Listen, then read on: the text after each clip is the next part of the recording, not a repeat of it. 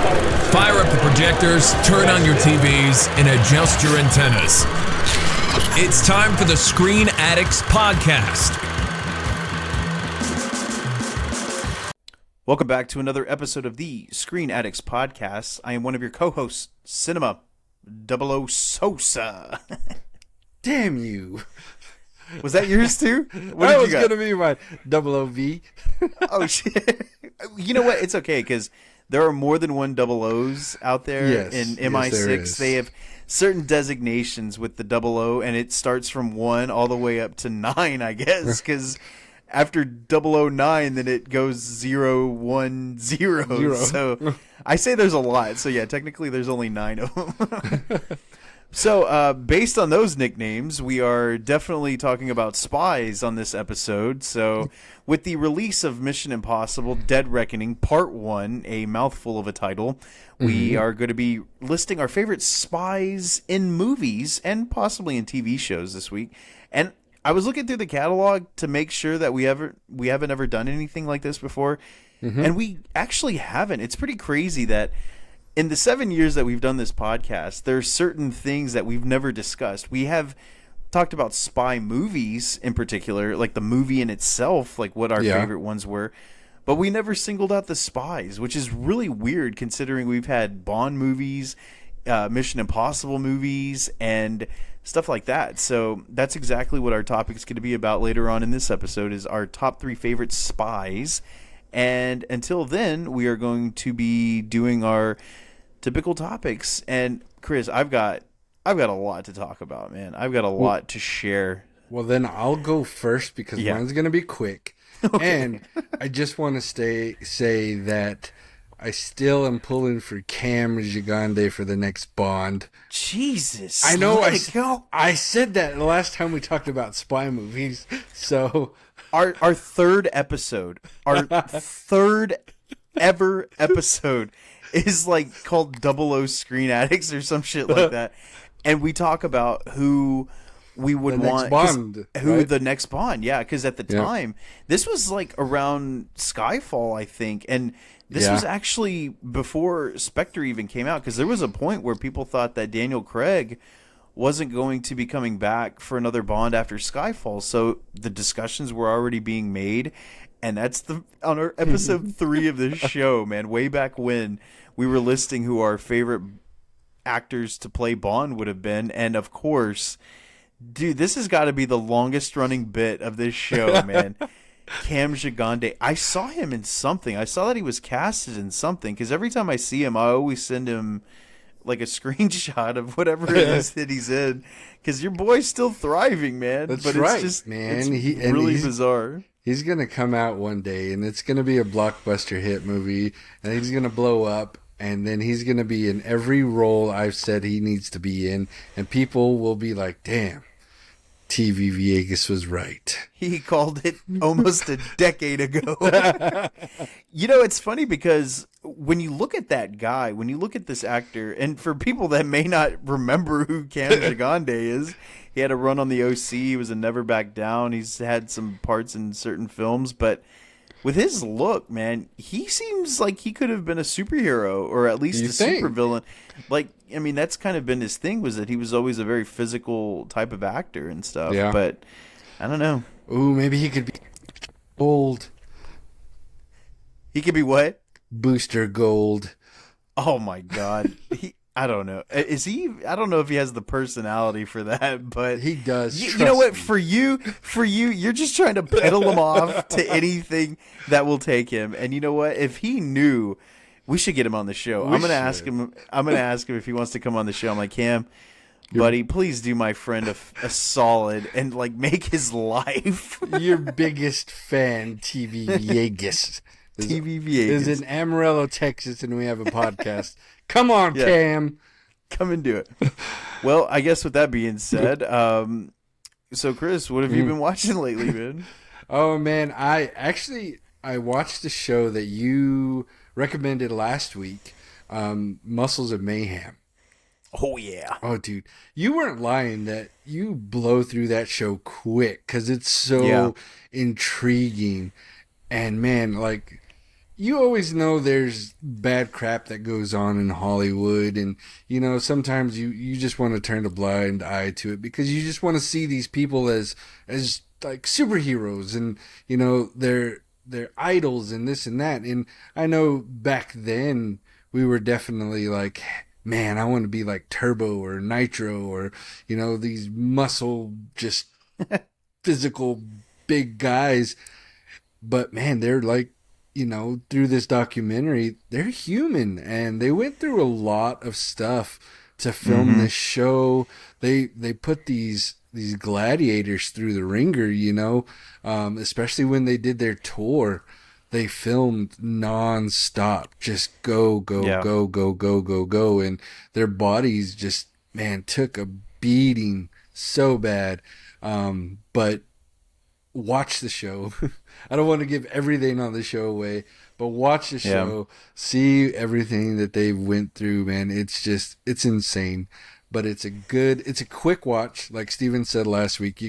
It's 5 episodes, but you go through them pretty dang quick. I'm glad you brought up gladiators again, because I forgot to ask you last week, what would your gladiator name be if you participated as one of the gladiators? I'm pretty sure they would have called me like the Blob.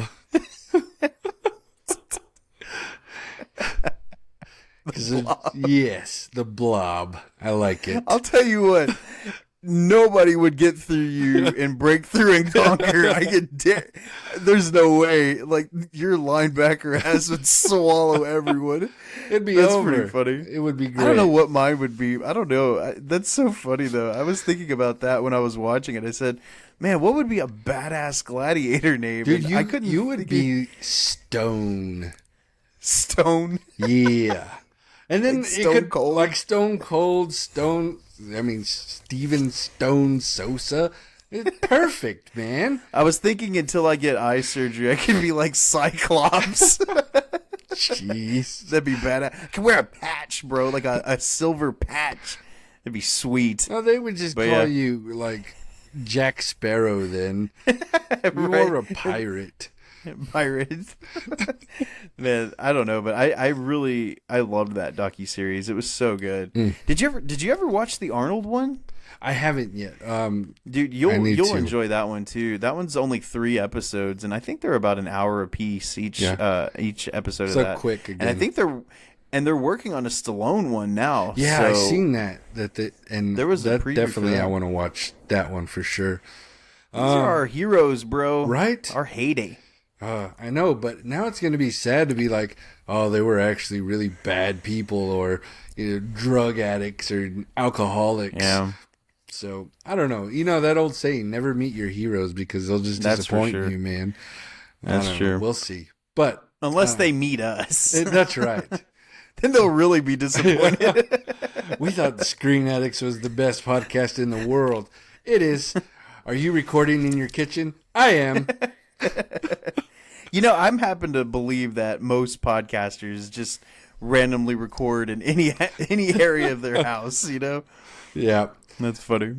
So what else did I... Oh, so me and Tasha have started, because the new season, the second part of the second season of Lincoln Lawyer comes out soon. Oh, yeah. I didn't know you watched that. Oh, we just started it. So we were in the first season. Okay, yeah. We're in the first season. We've gotten through the whole first season.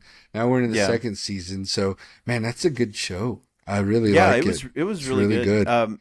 I don't really have to tell you why or the main reason why I watched that show. I mean, could it be the leading lady? Yay! Oh, Nev. Shout out to Nev Campbell, my party of 5 princess.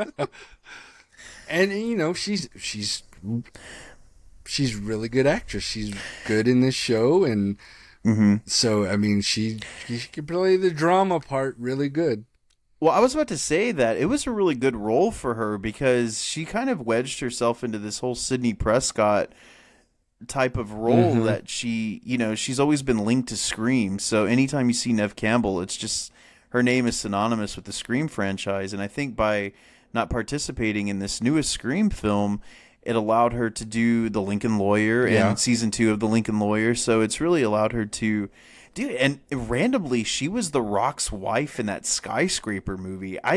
When that happened, when I saw that Nev Campbell was his wife, I thought, damn, that's random. Like, that is so random. Like, Nev Campbell? I don't know, but I think she's a really good actress. She's always played roles where, outside of Scream, where I thought they were pretty decent, but she never really had a role outside of the franchise that really, was kind of ascended her to solidified. that next, to that next level. But I do enjoy The Lincoln Lawyer. The other actress in that show, I can't remember her name. It's his ex-wife, the blonde, his assistant, and she was in How I Met Your Mother. I remembered her from that. She was going to be Barney's wife at one point in time. She played his fiance. I really like her. I think she's very charming, very pretty actress, very good character in that show as well. So I mean, there's a lot of things going on in The Lincoln Lawyer, and I was kind of thinking that I wouldn't enjoy it so much, especially since the McConaughey movie's so good. Right. That this one, it allows more expansion of the story, and since they're based off of books, it's the perfect medium for it as a series. So absolutely, and when Tasha first picked it, I was like, well, is this kind of playing off of McConaughey's thing, but it's something totally different, and I like it. So we're hooked now, and we're ready for the second part of the second season. That's right, because it's just the first 5 episodes, right? Yep. Stupid Netflix. They keep trying to say that, we released the entire seasons all at once. Not anymore. Now they're like desperate to keep viewers, so they'll just really. It's the same thing with The Witcher, because it's only the first 5 episodes of The Witcher that you get until the end of this month when you get the next 5. So dumb. I guess that's their way of doing it. Yep. And then it's funny. The Flash movie came out. And my little one really wanted to see it. The Flash is probably one of his favorites of all time. And so he started watching the CW Flash from season 1. And so I've sat with him on a couple of episodes, and we're watching it. It's just so fun to see him get it all excited. And Dad, who's this? Who's that? And why do they do that? I'm like, dude, just watch the show. It'll explain everything. So that's been a fun little watch to get to be able to sit down with him and watch the CW Flash. So, and I think, man, that's about all. Oh, no. One more. And it's kind of a dumb watch, but I watched the documentary. I got on this documentary kick because of you, called Athlete A. Okay. It's about the USA gymnastics team and the guy that sexually abused all the girls for so long. Like, he was tied with the American gymnastics team for like 20 years. And only like 4 or 5 years ago, all these girls have finally started to come out and be like, we didn't realize, because we were so young, these are like 10, 11, 12-year-old girls that are going to these training facilities, and the parents weren't allowed on these training facilities, so there was only the adults there they could trust, and so they did a lot of stuff to these girls that should not have ever been done, and it finally came to light. And this dude, he took advantage of these girls, man. It's a sad deal. And what's even worse about the thing is the guy was even held in high regard in his hometown because he was such a prominent person. He was running for like school boards and everything like that. And now he's in prison. And the funny thing is, after I finished watching this docuseries, like 2 days later, I got a Bleacher Report notification that he got stabbed in prison. Yeah. And I'm like, good. He needs to be stabbed. I thought you put the hit on him or something. Hey, I may, subconsciously I may have. I was like, man, I hope something bad happens to that guy, because he's a jerk.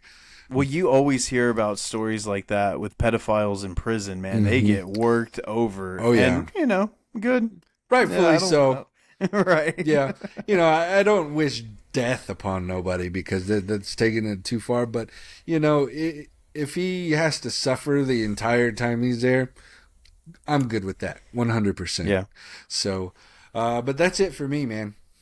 Sounds good. I have watched some stuff this week, and I'm going to start out with a series that I know you watched as well. You probably were saving it for me, and I appreciate it. That would be season 2 of The Bear.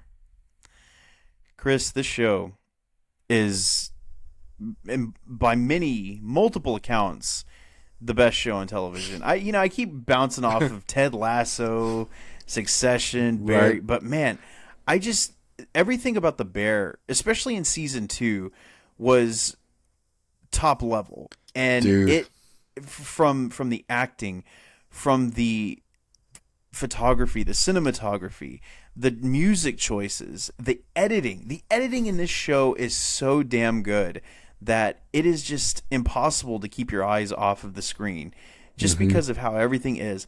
Some of the scenes in this particular season, well, there's an episode with this family, like they have a Christmas family dinner. That episode. That is Jeez. one of the most intense, just emotionally draining episode of television you will watch all year on any show. And I just was so captivated by this season. And I was watching it with Sonia. I said, man, was season 1 this good? I don't think it was. And basically, if you're familiar with the show, Jeremy Allen North, who was in Shameless, he plays Carmi Berzotto. He takes over this restaurant, The Beef, from his brother who passed away, played by John Bernthal in season 1. And all things considered, things happen, things transpire, and they end up remodeling the restaurant in season 2 to pretty much make their own restaurant, and they call it The Bear. So that's pretty much this entire season, is them getting ready to open up their new restaurant, The Bear. And I just, man, the journeys that some of the individual characters go on with just random cameos from some truly prominent actors and actresses is what really threw me out of everything this season. And I was just like, damn, this person's in this person's in this. And Olivia Colman, an Academy Award winning actress, just shows up for one scene, literally one scene of one episode. And it was just such a fantastic season of television, and I highly encourage everybody to watch The Bear seasons 1 and 2. So, dude, how good was Jamie Lee Curtis? Just about to say it, man. Just like freaking amazing. I thought about her performance in Everything Everywhere All at Once, and I said, okay, yes, she did win the Best Supporting Actress award this last year, rightfully so, because she was so good in that movie. Yeah. And I said, man, this is probably some of the best acting I've ever seen Jamie Lee Curtis do. Until I saw her in The Bear, I said, holy shit, that is so good. That's good for any part. That's good for any actress. And for her to do that, for Jamie Lee Curtis, who, again, has always been synonymous with the Halloween franchise. People never think of Jamie Lee Curtis as a dramatic actress, and she's done more comedy or more horror, and man, what a standout she was. And I still don't know what was wrong with it. I felt so bad for her and that character, but yeah, it's such a great season overall, and I hate that it ended. Right. And your boy Skarsgård, was it? Which one? Was it the guy that trained the pastry chef? Marcus. Oh, no, that's the kid that was in We're the Millers. Yes. And he was just in Guardians of the Galaxy as Adam Warlock. I'm gonna have to look his name up because I couldn't remember it whenever we were watching the show, because I was telling Sonia and she's like, that's not him. He looks buff. He looks good now. Like, what are you talking about? That nerdy kid from We're the Millers? Right. Yeah, I gotta look that up. It's gonna bug the hell out of me. It says We're the Mulkeys. There we go. Yeah, let's see here. I got it. Of course, Will Poulter. Will Poulter. So that's it. I read something about him. So on for the bear, he like begged to be on the show. He was wanting to be on the show so bad, so they casted him as the part that he played, and the dude went through like 3 months of intense chef pastry training. Yeah. Just for this, like he's only in like one and a half episodes or so. No, just one. Just one. And yeah, like he did all that training for one episode just because he loves the show so much and he wanted to be true and authentic for the show. So man, it just, when people do stuff like that because they respect the show so much, it shows on screen and everything. And dude, he was so freaking good. The one episode is like, we could have a show basically about each episode of the season. Yeah, I was about to say, like, if we don't bring in the reins, this episode tonight will end up being a whole it should have been, now that I'm thinking about it. To hell with the Spies. Let's just talk about the bear for the next hour. Right. But it's just such a breath of fresh air watching that show. And the music choices in this show, in this season, were so good. They just fit every single scene. And it was just dripping with Pearl Jam, which was great. And someone was definitely a fan of Pearl Jam and of Taylor Swift. Even that whole Taylor Swift thing, that sequence with Richie, like, even if you don't like Taylor Swift, like, that worked in this scene. I was just like, damn, this shit works so well. Everything is just firing on all cylinders. And that last finale episode, oh man, the cold open, so tense, man. And it's just the one shot tracking shots that they do and all of that stuff. It's just such high tension. And man, Richie, that's the MVP of this season, buddy. Dude, like, what a turnaround. And that's what is so great about the show is, the first season, it really concentrated on the main character and what he's going through and everything to get that. And now they break it down and you get a full story of everybody else in the show. And then it all ties back together so well. Like, it's just so freaking good, man. It was definitely pro Fack because everybody loved Fack, and he got a lot of screen time this season, which I was truly happy for. But so that was The Bear. It is currently streaming on Hulu, and I again highly recommend that one. The other movies that I saw this week, I saw Insidious. The Red Door, the 5th entry in the Insidious franchise. I posted it on our Screen Addicts page, so everybody go and check that out.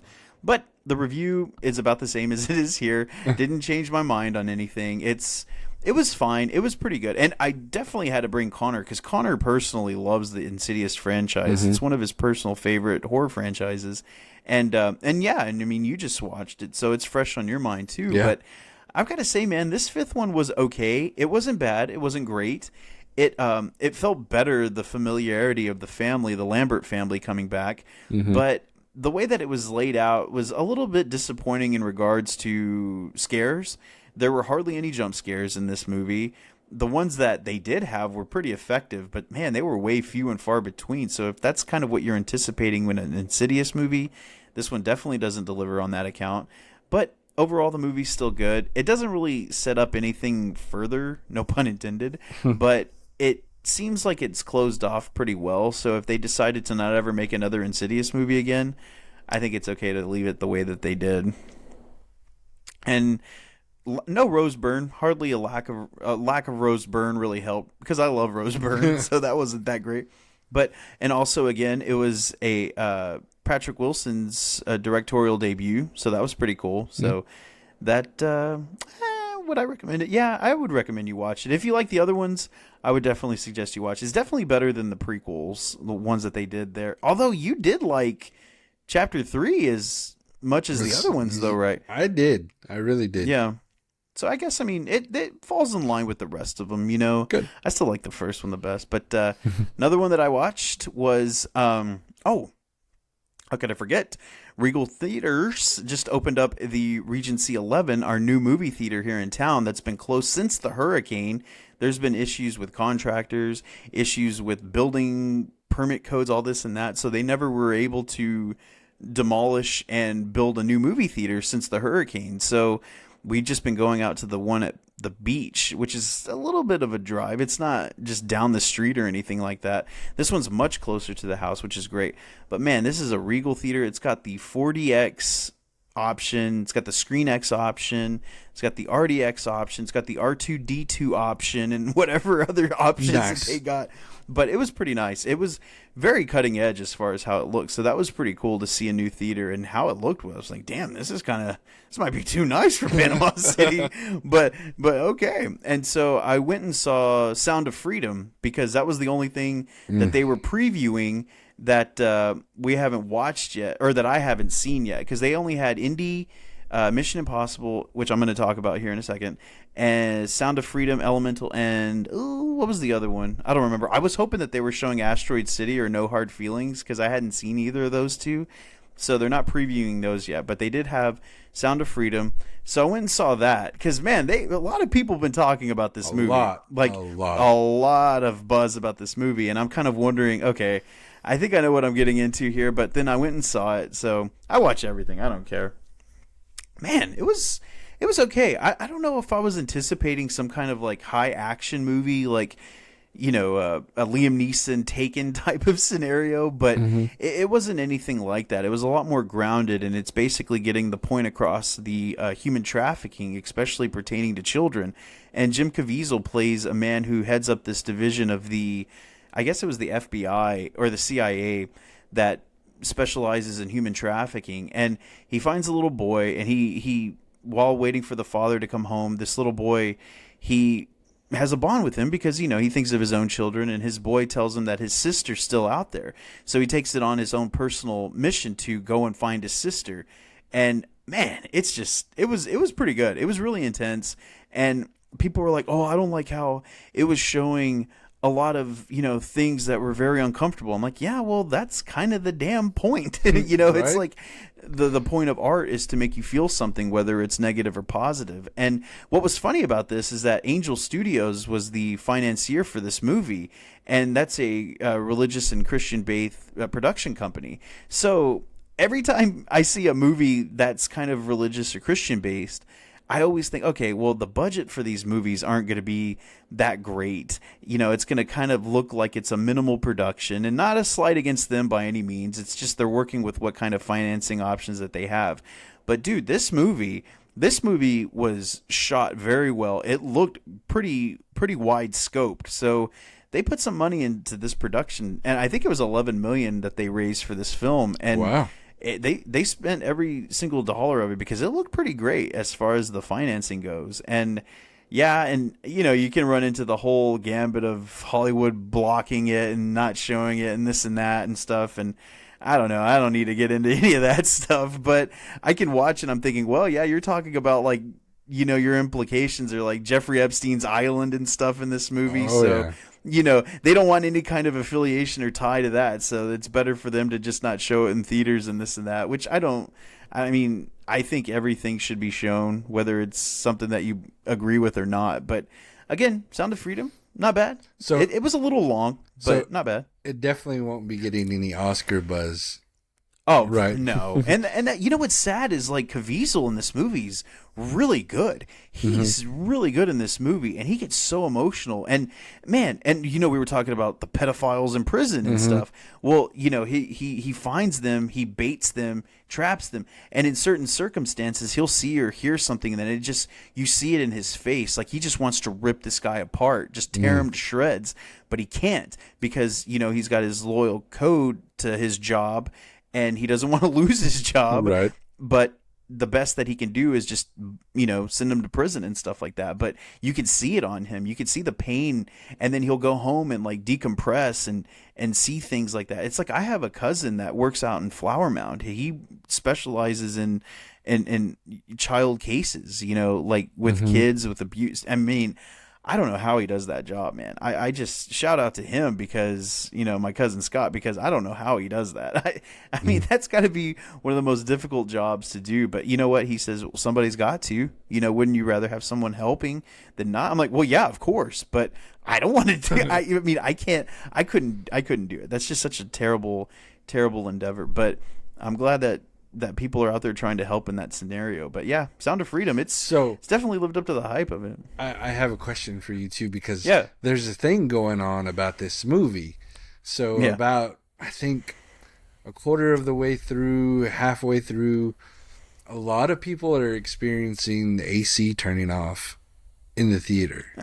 No, that's just I think don't know, personally, man.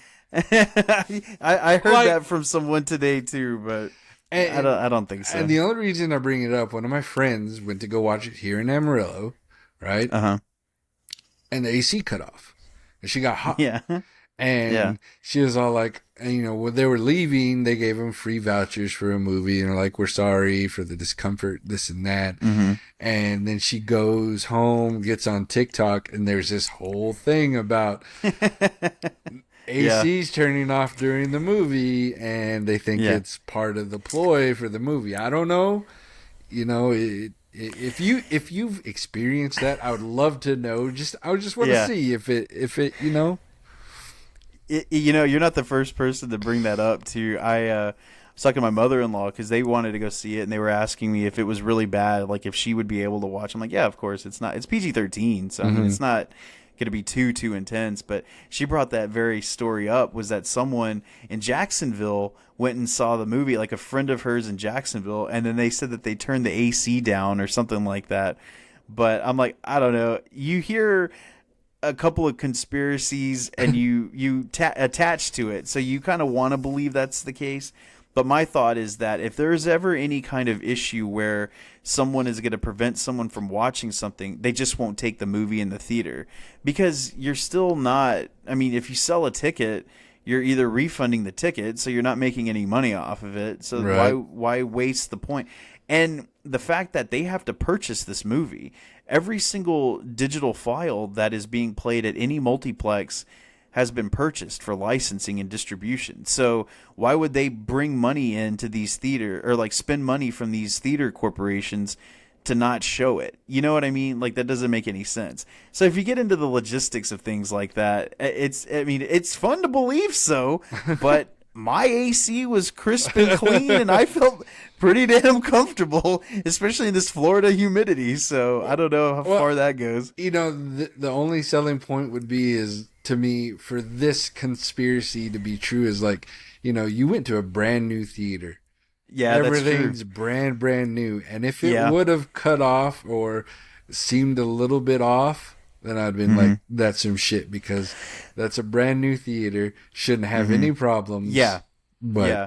And this is the soft opening. Today was the very first opening for this theater. So it was just kind of, it's kind of like the finale of The Bear. They had that soft opening. So it's like a run through of things to make sure everything goes smoothly and everything goes nice. So yeah, I was thinking about that. If that was the perfect opportunity to say, oh, we're sorry, we're still trying to figure out the new thing. If that was the case, I'd probably start saying, well, can I go see the later one? I almost would. I would almost go to the next showing and be like, can I watch this one instead? If it happened again, holy shit, that would be pretty crazy. But like I said, anybody hears a rumor or conspiracy theory that they like, if it's juicy enough, they'll attach themselves to it and make it true. If TikTok says it, it's true, my friend. Right. Yes, exactly. The validity is at 100%. But that is funny. Yeah, I mean, that could be, because I mean, there are stories like Jim Caviezel's gone out in interviews and have stated that they were having difficulty with distribution. They brought it to all of the major production companies, and nobody wanted to finance the movie because of the topic. And it's just kind of one of those things. I was telling Sonia, I said, you know what? If you're not religious, if you are religious, like, everybody has the right to make their own film, make their own art, and send it out there. And you know what? If you don't agree with it, just don't go fucking watch it. Like, that shit pisses me off, man. Word. It's like everybody has the right to. Here I am on my rant now, but seriously, like, everybody has the right to create their own art. I mean, nobody. And it's open for interpretation. It's open for criticism. But they still have the right to do it. So, and I thought that this movie was fine. I thought it was pretty good. I mean, what's the message he's saying here? Oh, we should stop human trafficking, especially with children. What an asshole, Like, right? I can think of worse things. I'm sure. Like, if you think that's okay, then you should probably not be in the free world. Just saying. Right. Yeah, that's exactly what my mother-in-law said. It's like, if people have a problem with human trafficking, then maybe they have a bigger problem that we need to talk about. I was like, yeah, that's for sure. But again, I back to Jim Caviezel, man. I really like that guy, and I forgot how good of an actor he was, and he was like, Jesus. With the Passion of the Christ. Dude, he was Jesus twice. He was Jesus in something else too. And he was in that one movie with Dennis Quaid, Frequency. Do you remember that? Where I do remember that. He plays one. He's Dennis Quaid's son in the future, and they get to talk to each other through that old like box radio, CB radio and it's or like, something. Yeah, something like that. Man, that was actually a really good movie. I enjoyed that movie, and he's like helping solve his father's murder. I'm gonna go back and watch Frequency, man. I'm gonna take one out for Caviezel again. There you go. But yeah, so finally, I watched. Mario? That's the damn it. I was trying to do the Mission Impossible thing. Okay. I'm gonna dub it in. But that is Mission Impossible Dead Reckoning Part 1. And man, I still can't get over that title. It just seems so long of a title. But that being said, that's probably my only negative criticism about this movie. And I know I'm a big Tom Cruise guy. I'm president of the fan club. I can't help it. I've always liked Tom Cruise. Mm-hmm. And this one delivers, man. I was gonna be a little bit curious how things were gonna go post Maverick, because Maverick was massive blockbuster, like beyond everyone's expectations. So I thought, I wonder if they're gonna share the wealth back into the Mission Impossible franchise. And I mean, as far as the production value of this film goes, they definitely did, because the action sequences were great. It opens up with this like super intense submarine scene, like Hunt for Red October style. Oh, nice. And it ends in this like climactic train sequence. It kind of brought back a lot of things from the first one. Like, they top the train sequence from the first one. They have characters from the first one come back into this one. And there's just a lot of really good things about this movie. Dude, they were doing those like Dutch angles where they're shooting it like at a diagonal, like the old television series. That was very cool spy shit. And I was like, damn, that's a nice touch. And stuff like that. And it has, Ving Rhames always coming back, and he's Mission Impossible. I think if you don't have Ving Rhames in a Mission Impossible movie, like, why are you even making them anymore? And Simon Pegg's making his way into it. And love Rebecca Ferguson. She's great. But Haley Atwell, who is Peggy Carter, makes her introduction to the franchise with this one. And she was actually pretty good. She plays this jewel thief that may or may not be a good bad guy, but we'll see. And yeah, I absolutely enjoyed it. I don't know if I think it's the best one, but it's definitely high up there. I think the Fallout was probably the best one with Henry Cavill. Did you see that one? I did, with his little machine gun arm. Yes, cock that thing. right there brought it to the top of the franchise, where he cocks his arm guns. That was so badass and ridiculous at the exact same time. Just the kind of content we love on Screen Addicts. That's right. But yeah, so again, top 3 in the franchise. Maybe top 3, okay. 3 or 4 for sure at the.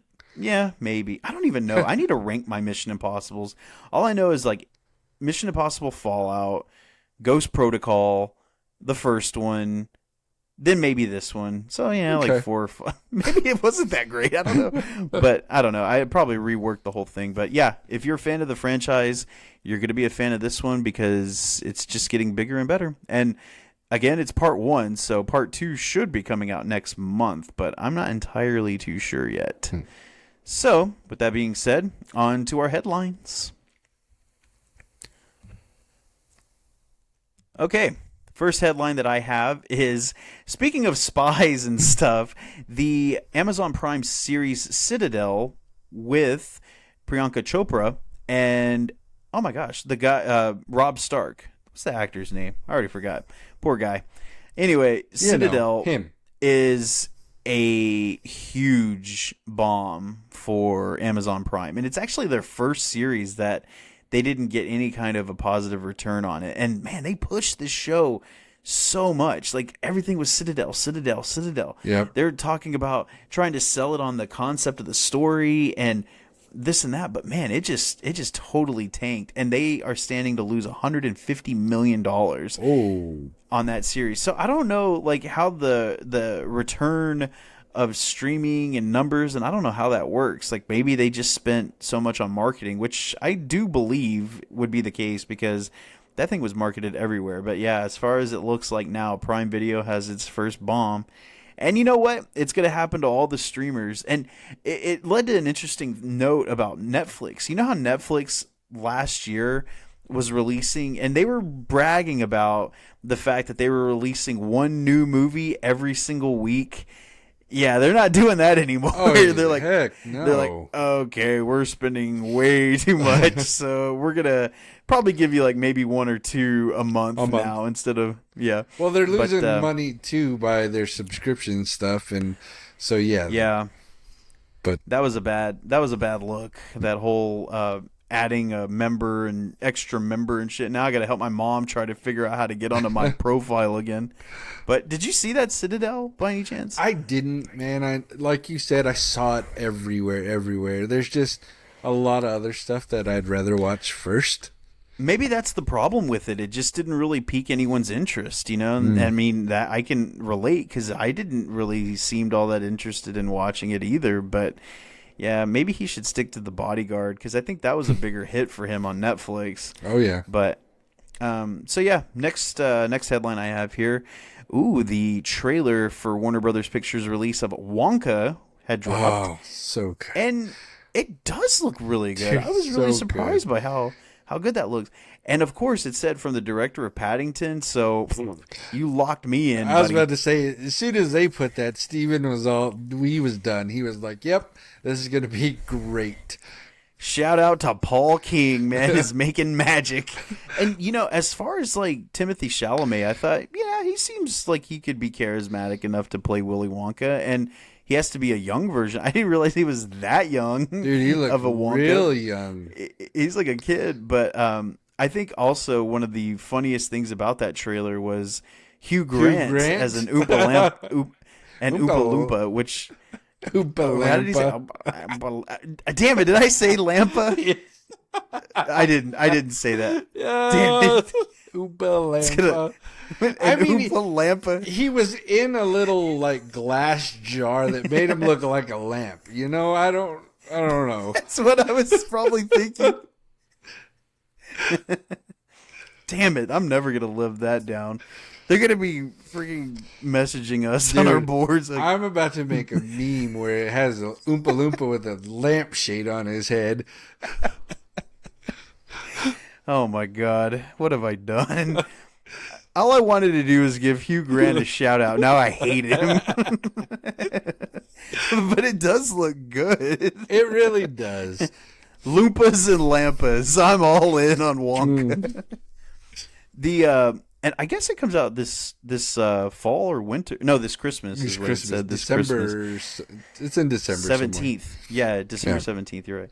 But yeah, I think it looks pretty good. And you said that Ashoka, the trailer. You want to talk about that one? I didn't even watch it yet. The new the final Ahsoka trailer dropped, and man, okay. So if you have not seen the animated series Rebels, which I talked about couple months ago, I talked about kind of binging that show.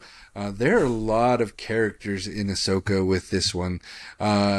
So if you're interested in kind of following and seeing who they are, definitely I would suggest go watching some episodes of Rebels so you can kind of keep up with some of these new characters that are going to be brought to light. And they're not really new, but they're going to be new live, and the main threat is General Thrawn, and you just have to see how menacing this dude is in this animated series, because it almost feels like a true bad guy again.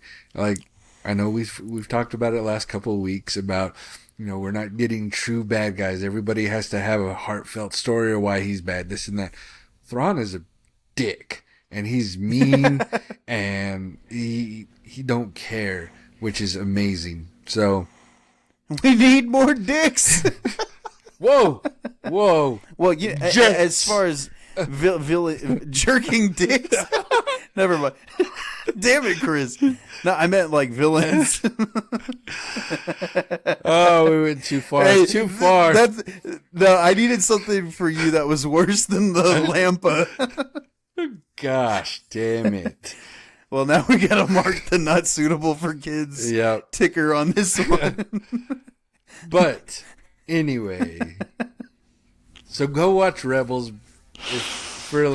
You don't even have to watch all of it. Watch maybe the first 2 seasons, but then you'll get hooked, and hopefully you won't refer to as jerking dicks, and then you'll be able to enjoy Ahsoka a lot more. Jesus, Steven. Derailed the whole damn show. I was about to make a lightsaber reference, but oh my god! I'll keep this pure. We can't talk shit about Star Wars in such a manner. Anything just to get the attention off your Lampa shit, huh? Man, I tried to deviate away as far as I could, and man, I brought the hammer down on it too. Oh my gosh! But when does that new season start? Did it say the date?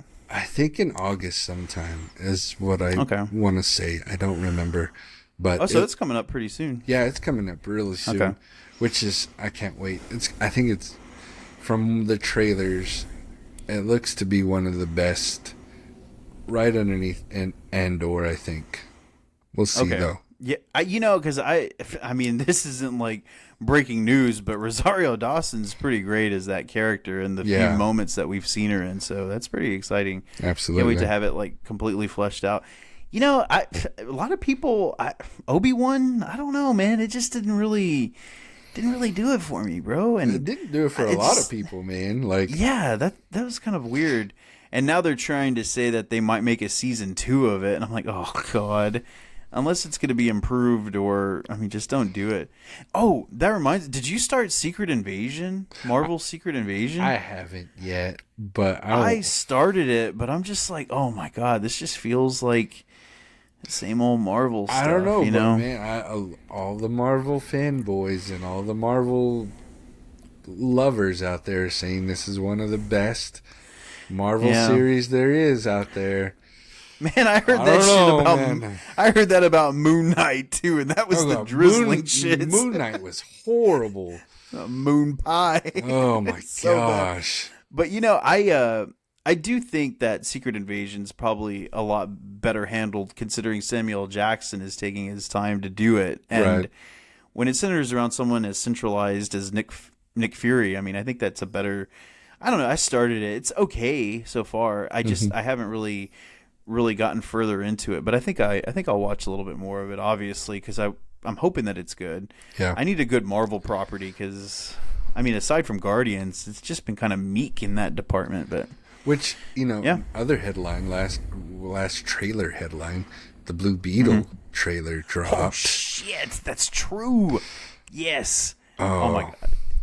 Yeah, I know we've been hyping up Blue Beetle quite a bit lately, for good reason, man. It's like, it's such a good looking property, and I don't know, everything about it so far seems like it's going pretty well. And I heard a rumor that it's definitely more into the James Gunn universe than the Snyder one. So, kudos to them, because my God, that whole DC, CCU, CC, whatever it is, needs so much help right now. Yeah. All the alphabet. You know what's funny, man? My mom took Maddox to go watch Transformers today, and they I saw her post. Yeah. They played the Blue Beetle trailer before the movie, right? Nice. And Maddox tells me, my mom turns to him, he goes, "Why do they got to put the Mexican as a cockroach?" Like, Mom, seriously? It says beetle. In the title. La Cucaracha Azul. That is funny. I sent it to my mom. My mom was a lot more receptive of the trailer than your mom was, I guess. But she was like, "Oh, mijo, that looks so good." I'm like, "Yeah, let's go see it." And then there's always like some follow up, like, "Why aren't you in this movie?" I'm like, "Oh, I don't know. They're not just casting random Mexicans out in the podcast world, mother." But I mean, I would love to be. They filmed it in Atlanta too. Oh, that's and there cool. was a casting call for it on Backstage.com, and I was like, "Holy shit, I could be in the Blue Beetle." I'm like, "Man, I had to go and audition or something," but you could have auditioned for the Dung George Beetle. Lopez part. Oh, I was like the George Lopez part, and then wear your lampshade and be like, "I'm Steve Lampa." I was like, can I at least be Beetlejuice? But yeah, that new one does look really good. I can't wait. That's in August too, so yep. Hopefully, and what's weird is like that one set its own storyline up for James Gunn, but then you still have Aquaman in December, so it's like producers are probably like, we gotta just scrap this shit too. My God, it's not gonna lead anywhere or make any point. So why are we even releasing it? They had to reshoot so much to get rid of that man-hater. Yeah, she's a man-eater. But yeah, I don't know how that's gonna fare. But and another headline: James Gunn, he announced that he's got his hot girl, Mr. Terrific, and his buddy Nathan Fillion as Green Lantern. He's going to play Guy Gardner, which is pretty funny. I think that's a pretty good choice. That's a good one for Fillion, I think. He's filling out his little superhero group here for Superman Legacy. Yeah. Oh, dude, did you watch the new My Adventures with Superman, that new HBO Max animated show with Superman? Oh, no, I have it queued up. I haven't watched it yet. Dude, watch it, and the boys should watch it. It's so good. I even asked Connor, I was like, is this anime style? It looks anime style. He's like, yeah, Lois looks like an anime character, but some other people don't. So it's like a mesh of anime style with traditional animation and stuff. Oh, wow. And I think some CGI sprinkled in there. So first 2 episodes were really good. I really, really enjoyed My Adventures with Superman. So cool. All right, running on here. We just have one more headline, and that would be the Emmy nominations were announced.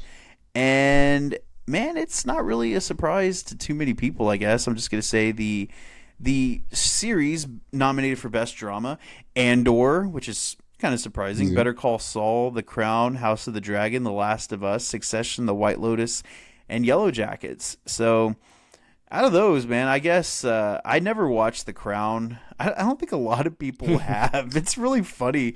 Like, I'll talk to people that love TV, but a lot of people don't really watch The Crown. I'm picking out any of those. It's boring, man. Yeah, I think that's another issue with it. Yeah. But I don't know if I'm picking out of those. I guess maybe Yellow Jackets.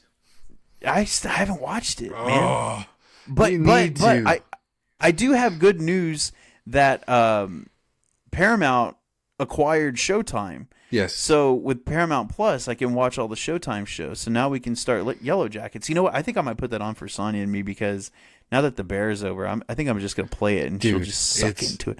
I mean, as big of a horror fan as she is, she's going to love the show, man. And Christina Ricci's in that, right? Yep. I love her. Okay, and so for Best Comedy Series, we have Abbott Elementary, Barry, The Bear, Jury Duty, The Marvelous Miss Maisel, Only Murders in the Building, Ted Lasso, and Wednesday. This is the most goofy nominations for this category, because for one, Barry is a dark comedy. The Bear, I mean, me, you, and Shay, one of our avid listeners, were just commenting about The Bear being nominated for comedy series, and I said, yeah, there's like funny parts in it, but that show is a heavy ass drama. I don't know. 100%. It kind of made me think of how the Golden Globes do it. The Golden Globes have 2 picture categories: Best Picture, Drama, or Music, or Drama, and then Best Comedy or Musical. And what they've been doing now to branch out some of the dramas is they're throwing dramas in the Best Comedy category just so that they can get nominated. So I'm thinking that it's something similar to that. Like, why are they nominating The Bear in comedy? They're probably like, well, it's funny enough to be considered because we have too many in the drama category. So then we should put The Bear, somewhere because it deserves to be nominated. Because Ted Lasso, I guess I can see as a comedy, but there's some really heavy emotion in Ted Lasso too. But I could say, okay, yeah, that is a comedy. So I'll go along with that. But then, I don't know, maybe get Andor out of drama because Andor was good, but come on, man. Best drama? Like, I don't think so. Wednesday as a comedy series? For me, for The Bear, they were like, let's put Bear in drama. And then somebody was like, no, we can't have a show that has the name of somebody fat in drama. So it has to be in comedy. Right, I guess that's a good point. But man, they're fucking nuts because that is not a drama at all. But not a comedy. At least it's is nominated. And Jeremy Allen North got nominated for Best Actor in a Comedy Series. Because, yeah, man, every time I see Carmy on the screen, I'm dying laughing. Right. Because his hair's messed up all the time. Because he actually looks like Willy Wonka. But, it is what it is. At least I'm glad that it's nominated. But if it wins, it's kind of ridiculous. But like something like Jury Duty, yeah, that show was hilarious. So, yeah, obviously that's going to be a comedy series. But I don't know, man. I still don't get Abbott Elementary either. Like, I don't. Yeah, that too, right? Like, I don't know. I don't know if there's any kind of like other reasons why, but the best limited or anthology series was Beef, Dahmer, yes. Daisy Jones and the Six, Fleischman is in Trouble, and Obi-Wan Kenobi? Are you shitting me? Come on. This is some Disney bullshit. Obi-Wan Kenobi, give me a break. Oh, that's so annoying. Beef's gonna take that one easy. It should, man. It really should. I didn't see Dahmer still, so I can't vouch for it. The hell? It's rough. Moving on. So, I guess that's it for the headlines. If you had any other headlines you'd like to share? Not me. All right. So I guess that leads us into the main topic. Our Spies in Disguise. Again, with the release of Mission Impossible Dead Reckoning, Part 1 of Dead Reckoning's Reckon's End, we are going to be talking... Because the title's stupid. I'm really exaggerating how long that title is. But with that... they should just say MI7. I'm just going to say MI7 from here on out. So with the release of MI7, we decided to talk about our spies that we love the most in movies. I guess if you want to toss any kind of like TV spies in there, I can't really think of any too many off the top. No. You know what? I do have some honorable mentions that actually serve for TV and movies, so we'll get to that later. Okay.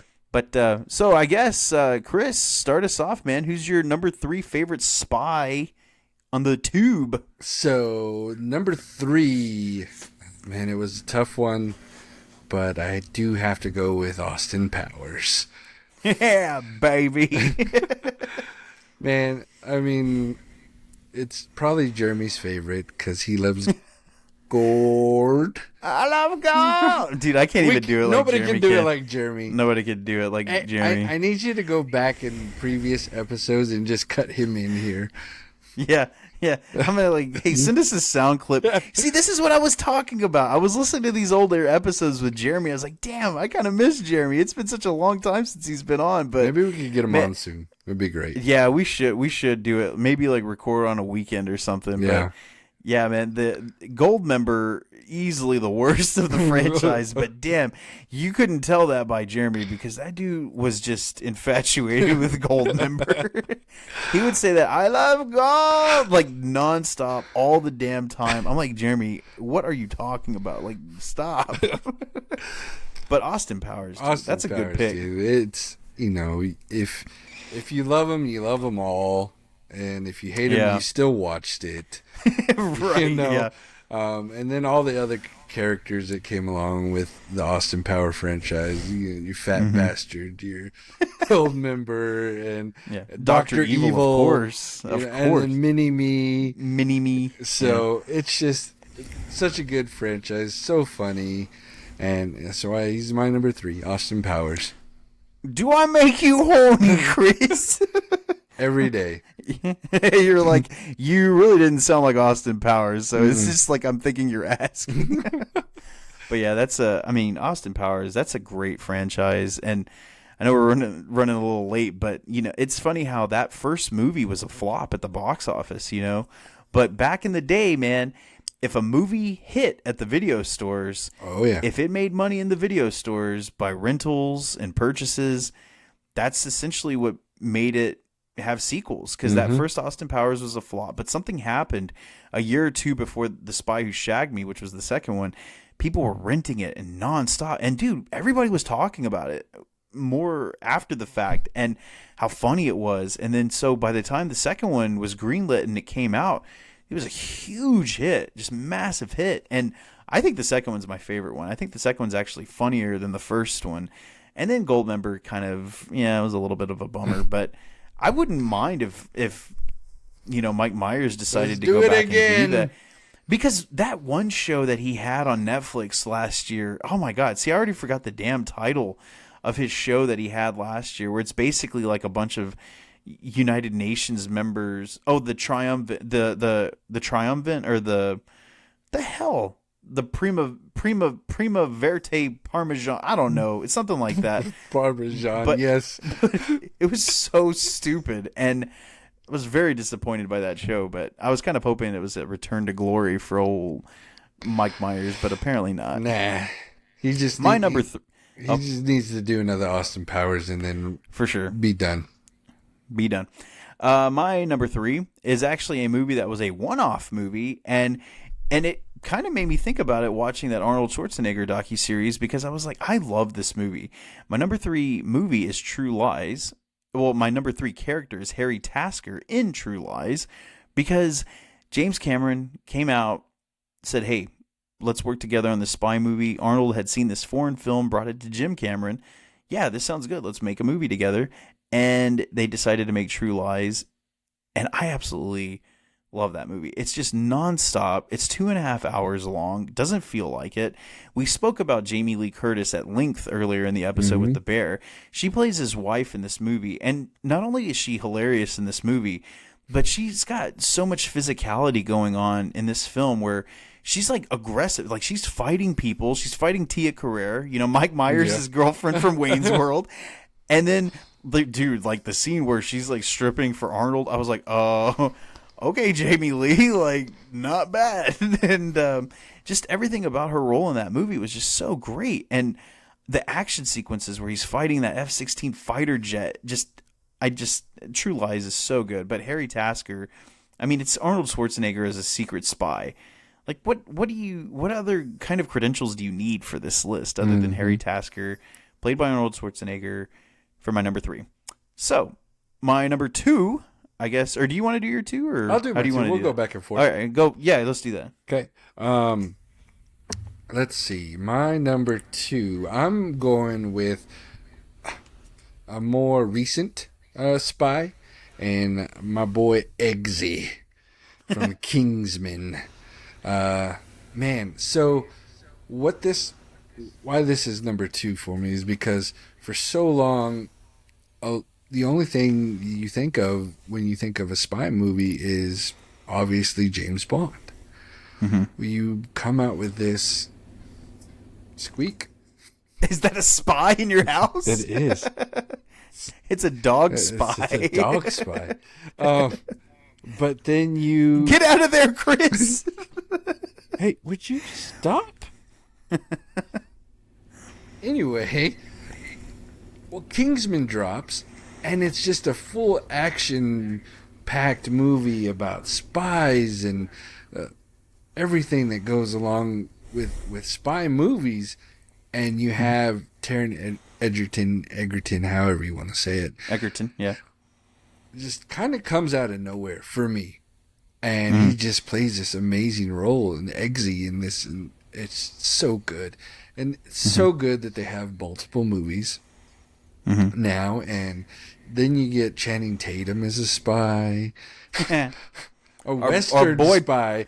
Yes, our boy Pedro shows up in the Golden Circle. So that's pretty good. It's a movie that spawns other movies and other big name actors want to be a part of it. So when you get that big and that much momentum behind you, you know you've got something good. And Eggsy's the one that started it all, man. Mm-hmm. Yeah, that first Kingsman was so good. And shit, give a shout out to Colin Firth, man, as Harry Hart. Because when he shows up, he's very dapper, very John Steed from the Avengers. And I'm not talking about the Avengers Marvel. I'm talking about the Avengers Spy series from the 60s. But he's just very dapper, very sophisticated gentleman. Manners maketh the man. And he shows up there, and man, he's kicking ass. I'm like, I don't think I've ever seen Colin Firth in a role like this. So then, without Harry Hart, you don't get Eggsy being at the prominent level that he becomes to be. And dude, those suits are pimp. Like, I love those suits. But man, Kingsman, that's a great pick. But yeah, Eggsy, man, Taron Egerton is in so many things now, and he's just, if it wasn't for that movie too. So, all right, my number 2. Really doesn't need much of a description. It's Jason Bourne by Matt Damon.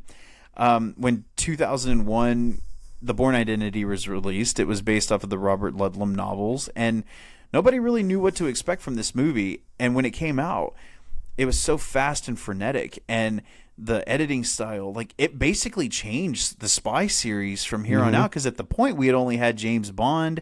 We had we've had like Pierce Brosnan's Bonds, which were getting way out of control, and they were getting all over the place. But this movie, The Bourne Identity, really grounded things and really dove deep into the espionage level of these type of characters. But not only that, but man, the martial arts style that he was fighting with in this movie was just so crazy to see. And Matt Damon, you're like, damn, Good Will Hunting can kick ass. Like, this is such a great character. And even so much so that it spawned many sequels. They did try to do that spin-off series with Jeremy Renner, The Bourne Legacy, and it didn't really work out too well. It was just kind of weird and felt out of place. And you can't call a Bourne movie without, I don't know, Jason Bourne, so that kind of flopped in that regard. But then they made that new one, you remember, with Matt Damon coming back, called Jason Bourne, and Tommy Lee Jones and Alicia Vikander were in it. It was okay, but it just didn't really hit. I think The Bourne Ultimatum hits its peak in terms of everything that's great about the Jason Bourne character. And, if they want to revisit it, it's okay. Oh, did you ever watch Treadstone, the show that it's based off of? No. Yeah, I didn't ever watch that either, but I heard it was really good. So if you're a fan of the Bourne series, you might want to look out for Treadstone. So, but yeah, my number 2, no brainer here. Jason Bourne. Sounds like a parade. I know. But so do you have any honorable mentions or anything that you wanted to drop? Only a couple. Ava. Oh yeah. Oh, that's pretty new too. Yeah, pretty new. It's really good. I love that show. I love that movie. Okay. And then not really. Go ahead. Yeah, they had. I know we talked about them before, and I forgot them already. Yeah. So I'll let you go. It's okay. Like Red Sparrow with Jennifer Lawrence was an interesting movie. Atomic Blonde with Charlize Theron. I was kind of hoping they would really, venture off into that character a little bit more, because it seemed really interesting during the espionage and Cold War era of things. That was pretty good. Those shows that I was talking about, like I Spy. It originally had Bill Cosby in the original TV series, but then it was later adapted for Eddie Murphy and Owen Wilson. And dude, that movie kind of sucked. Like, I don't remember it being so great.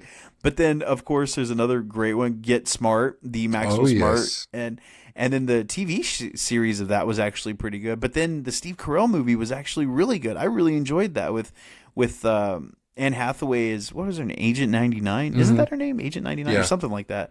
And dude, the craziest twist about that movie was The Rock being the bad guy. I mean, sorry for spoilers, but damn, I didn't see that one coming. But I guess, there's a bunch of other spies out there Spy too. Versus Spy. Spy versus Spy. Yes. Mad TV. Mad TV comic. Man, that's hilarious.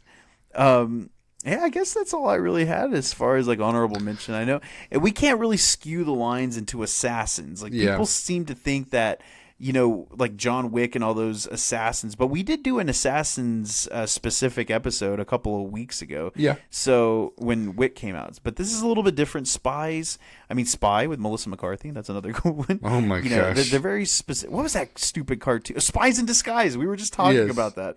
How dumb. But that was Will Smith, wasn't it? Yeah, I think it was. You're right. I think it was. Pre-slap.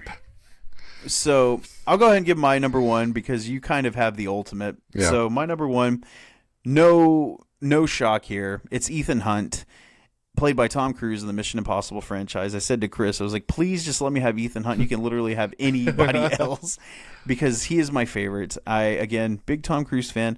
First one came out, loved it, even though I was about 12 years old. Didn't understand all of it. I understand it now, and it's pretty damn good. Mm-hmm. But then, the franchise that's carried on. And what's really funny was that when the first Mission Impossible had come out, Ethan Hunt was a character created for Tom Cruise that wasn't even in the television series. The television series actually followed the character Jim Phelps. Good morning, Mr. Phelps. That was the character. And what's his name? John Voight played Mr. Jim Phelps in the first Mission Impossible. So people were like, wow, that's pretty interesting that he's playing Phelps. He's kind of older. Well, the twist of that movie was that he was actually the bad guy. So for people who grew up watching that series, they watched this movie and they're probably super pissed that the hero of the television series that they've been watching this whole time ends up being the bad guy. So it kind of passes the baton off to Ethan Hunt. And then from that point on, Ethan Hunt carries the torch of, the flag bearer of the Mission Impossible franchise. Mm-hmm. And I'm glad he did because, man, there's so many great stunts in these movies. Every single one of those movies is good. There's not a bad movie in this franchise. And you can't really say that for a lot of these other movies. Like I was just mentioning Jason Bourne. Like Jason Bourne, that movie itself wasn't that great, but every single Mission Impossible movie has been really good. Nothing less than good, I would say. I think they're all really good to great. So happy that they're still making them. Happy that there's one more coming. And that's all because of the character Ethan Hunt. Without him, you don't have a franchise there. And they even tried, but... What's going to be the title for the next one? Mission Impossible Dead Reckoning Part 2. Reckon we call it something shorter next time. I think 7.5. Yeah, 7.5. MI7. But no, yeah, 7.5. I don't even know the damn numbers. It could be a half. It would have to be 8, right? Who knows? Yeah, it would be. I would be 8. It's kind of like that bullshit that they're trying to pull with Fast X. Like Fast X is a trilogy. I'm like, what are you talking about? No, it's not. Then it's just Fast 11 and Fast 12. The trilogy was Fast and the Furious, Too Fast, Too Furious, and Tokyo Drift. Like, you can't make a trilogy out of a 10th part of a franchise, you morons.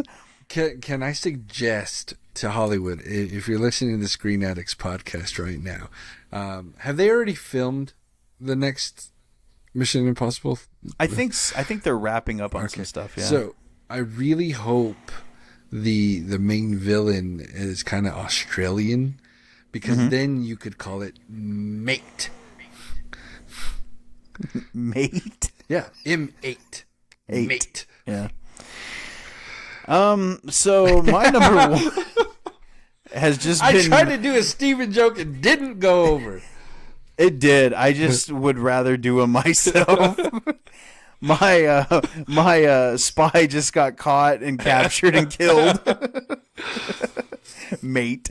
To truth be told, I just didn't get the joke until now. But that's not bad. So M8. Well, no, because then it would be MI8. So it'd be my-ite.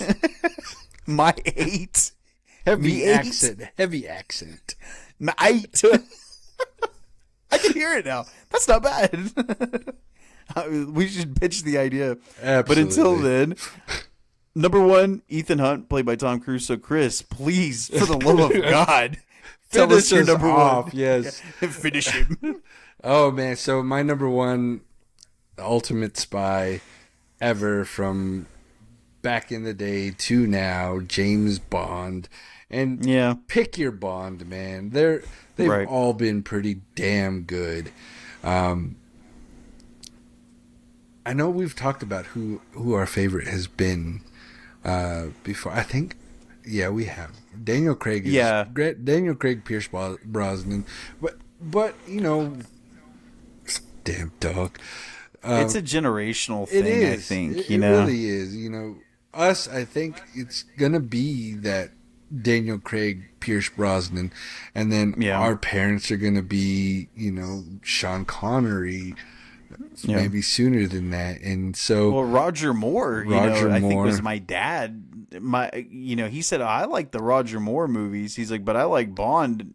Sean Connery is Bond better, but I don't know. I think it just varies, like we said, generationally speaking, because we actually got the benefit of growing up with both Pierce Brosnan and Daniel Craig, so we kind of got the best of both of those worlds. So, yeah, but I mean, even so, that just goes to show you how far Bond can last. And we're sitting here still talking.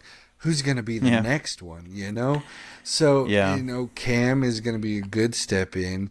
He's gonna carry the torch just like everybody else did. Really, really good. So, yeah, James Bond should show up and meow.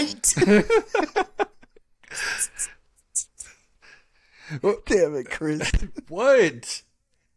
Just try to be like you. It was a bad joke. Bad joke. I mean, the more I hear it, the more I like it. So it's one of those that marinates. It's definitely better than Oompa Lampa. Shit. Yeah, but that wasn't a joke. That was just a botch. I just didn't know what the hell I was talking about. Stupid Hugh Grant. Go back to Notting Hill. Oh man. Oh, I got a phone call from Ray, and he was like, right in the middle of our recording, he was like, "Oh, dude, we can't. We're recording right now." And he's like, "Oh, could you give me a shout out on the podcast?" So before I forget, this is your shout out, Ray.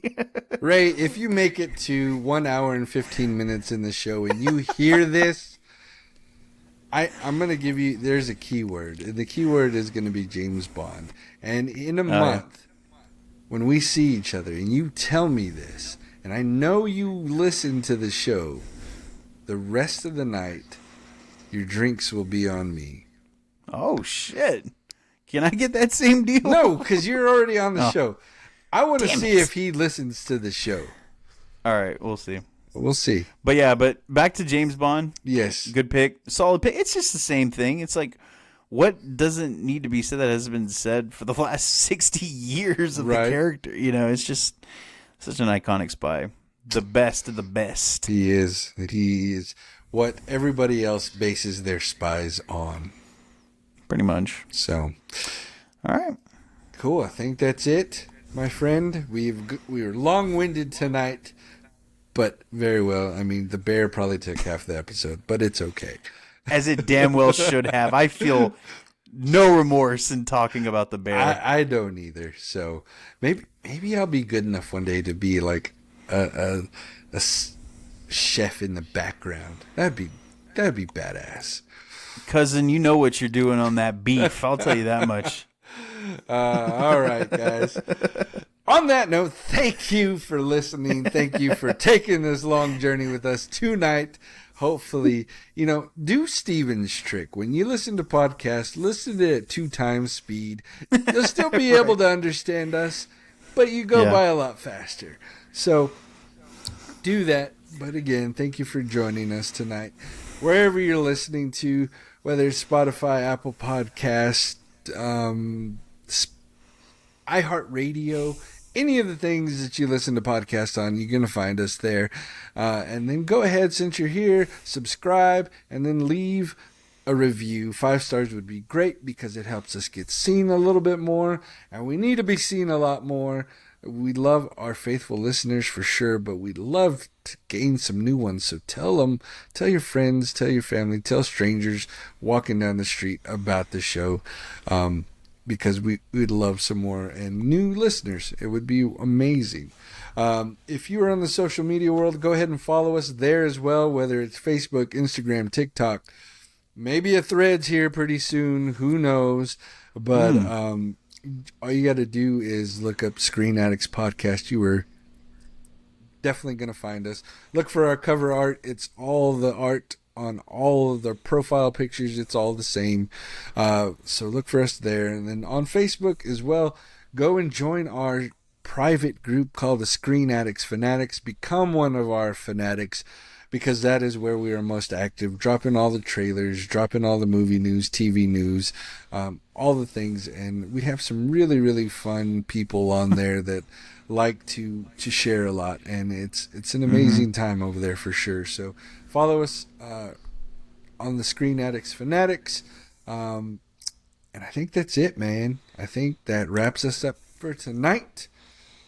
And so as for me, good night. Thank you, Chef, and adios, amigos.